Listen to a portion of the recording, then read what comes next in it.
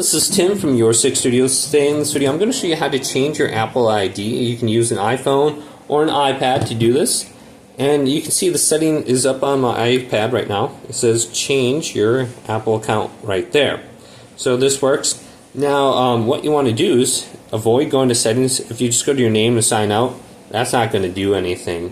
What we want to do is go on over to a web browser. Then if you look at the URL on the top, it says account.apple.com. You can go to there, or you can just type in appleid.apple.com, .apple.com, and then you can sign in. Just tap sign in option in the middle of the screen, and then if you got Face ID, it will just sign you in on your iPhone.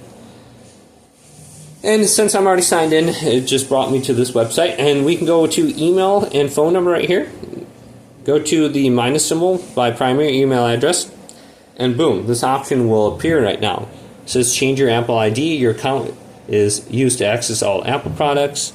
So you just have to verify your new email address right there, or your new Apple account right there, and then you should be good. Enter a new primary email address, and verification code will be sent to that new email address. So very easy to do. Just change it on the website and you should be good to go. Hopefully this video did indeed help you out.